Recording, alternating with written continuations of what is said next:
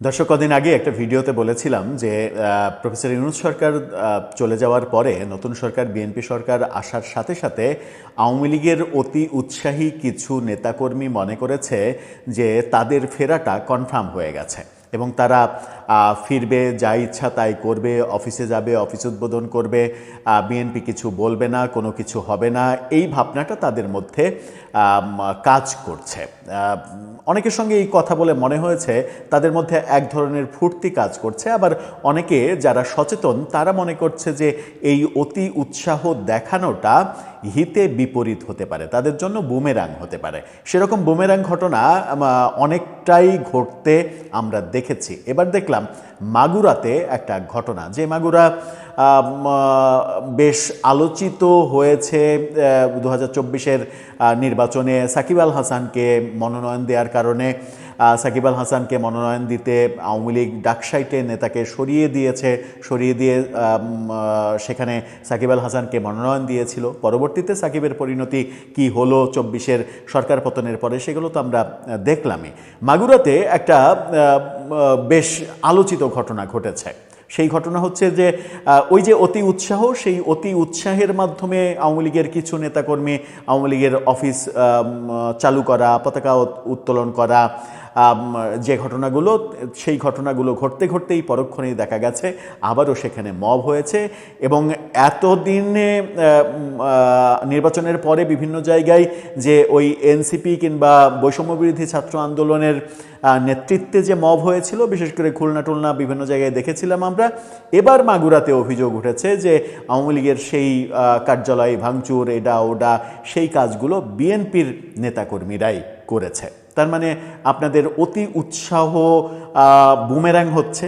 আপনারা যে অতি উৎসাহী হয়ে পড়ছেন, মনে করছেন যে বিএনপি ক্ষমতায় এসেছে মানে আমাদের প্রত্যাবর্তনটা খুব সহজ হবে, ব্যাপারটা সেটা নয়।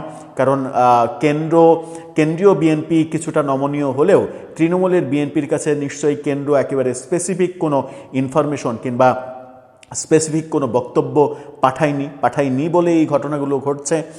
কিন্তু এই ঘটনাগুলো কি আপনাদের বোকামির জন্য ঘটছে না?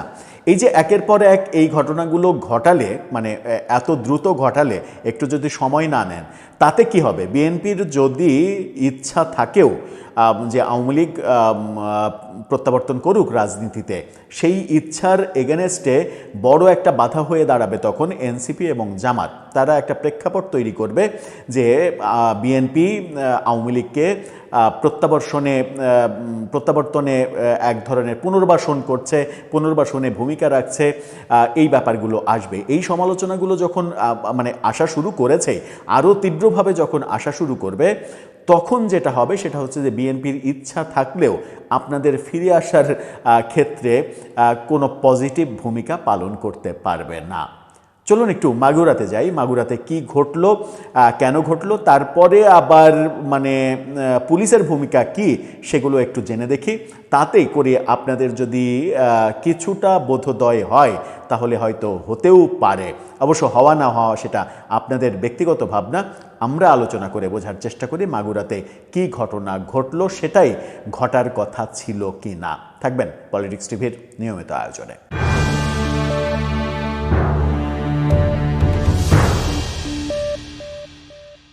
দর্শক, বলছিলাম মাগুরাতে অতি উৎসাহী আওয়ামী লীগ নেতা কর্মীরা সেখানে অফিসে পতাকা উত্তোলন করলেন, বঙ্গবন্ধুর ছবি টাঙালেন, এটা করলেন ওটা করলেন, অনেক কিছু করেছেন। কিন্তু তারপরে যেটা হলো সেটা তাদের জন্য খুব একটা সুখকর নয়।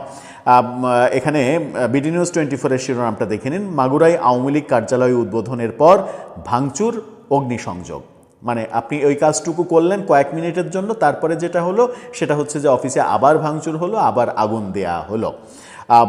সেখানে বলা হচ্ছে যে মাগুরায় আওয়ামী লীগের কার্যালয় উদ্বোধনের পরপর তা ভাঙচুর করে আগুন দেওয়ার অভিযোগ উঠেছে বিএনপির নেতাকর্মীদের বিরুদ্ধে। এবার কিন্তু ভূমিকায় বিএনপি, অন্য কেউ না, ওই এনসিপি কিংবা বৈষম্যবিরোধী ছাত্র আন্দোলন ওই ব্যানার না, সরাসরি বিএনপির বিরুদ্ধে অভিযোগ।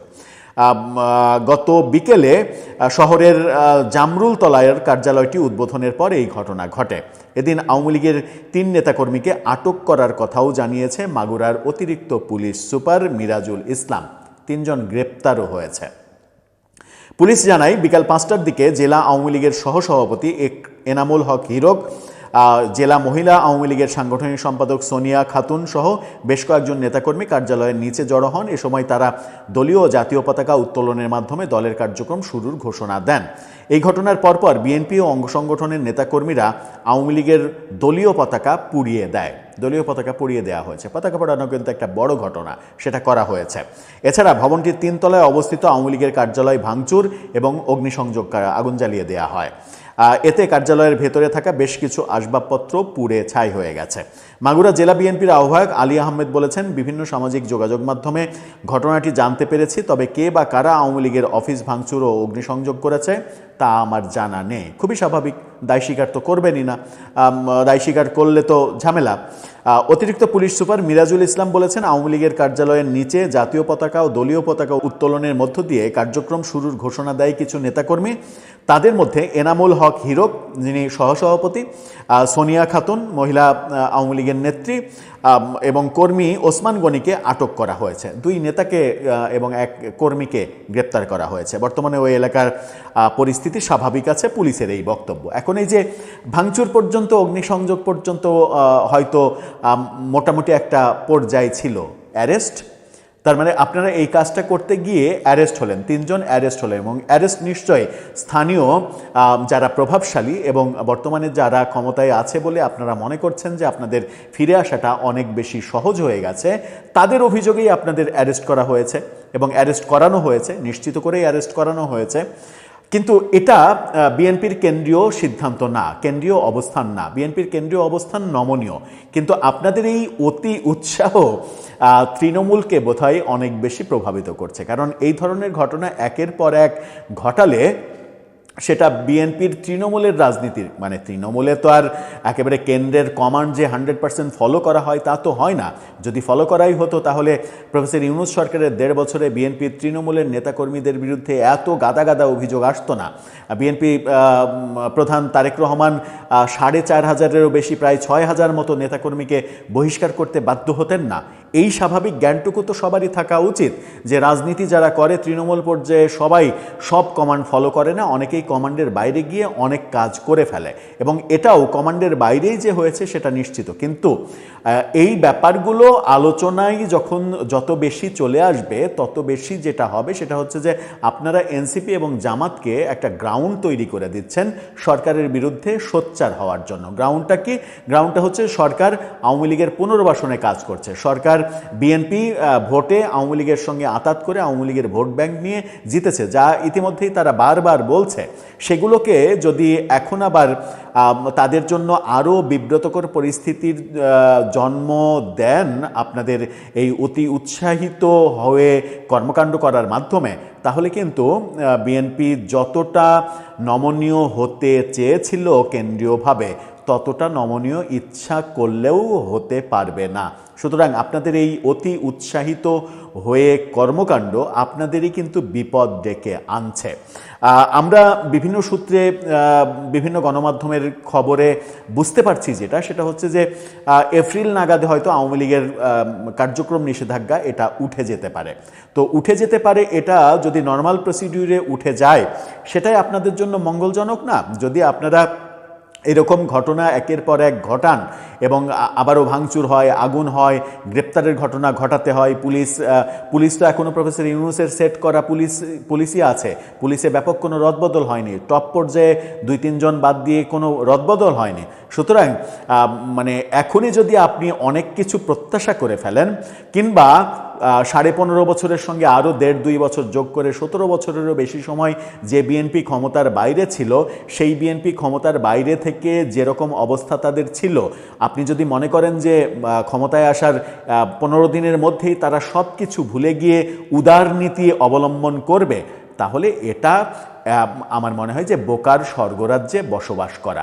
এই বোকার স্বর্গরাজ্যে বসবাস না করে মানে রাজনীতি তো একটা কৌশলের খেলা, আপনাদের কৌশলী হওয়া উচিত, আরও ভাবনা চিন্তা করে এই কাজগুলো করা উচিত যেন এভাবে গণমাধ্যমে ফলাও করে যখন বিডি নিউজের মতো বড় বার্তা সংস্থা এই খবরগুলো করে ছবি সহ, তখন কিন্তু এই ব্যাপারটা সারা দেশে ছড়িয়ে পড়ে। সারা দেশে যখন ছড়িয়ে পড়ে তখন এই উদাহরণগুলো অন্য আরেক জায়গায় ঘটলে তখন ওখানকার বিএনপির নেতাকর্মী, তৃণমূলের লোকজন ভাববে যে মাগুরাতে করতে দেয়নি, আমি এখানে করতে দেবো কেন, আমি এখানে করতে দিলে তো আমার মান সম্মান চলে যাবে, কিংবা মানে এক জায়গায় করতে দিলে আমার তো উপজেলায়, মানে ইউনিয়নে করতে দিলে আমার তো উপজেলায় মান সম্মান চলে যাবে, উপজেলায় করতে দিলে আমার তো জেলায় মান সম্মান চলে যাবে। এই ভাবনাগুলো যখন তাদের মগজের মধ্যে কাজ করবে তখন কি আদৌ আপনাদের এই ফিরে আসাটা সহজসাধ্য হবে? আমার মনে হয় যে সরকারের নির্বাহী আদেশে যে নিষেধাজ্ঞা কার্যক্রমের উপরে আছে সেটা তুলে নেওয়া পর্যন্ত আপনাদের কৌশলগত কারণেই একটু অপেক্ষা করা উচিত ছিল। তাতে করে সিদ্ধান্তটা নিতে সরকারের বোধহয় একটু সুবিধা হতো। এখন সিদ্ধান্ত নেওয়াটা ক্রমেই একটু কঠিন হয়ে যাচ্ছে বোধহয়। একটু চিন্তা করে দেখবেন নাকি? দর্শক, আপনার ভাবনা জানিয়ে লিখতে পারেন আমাদের কমেন্ট বক্সে।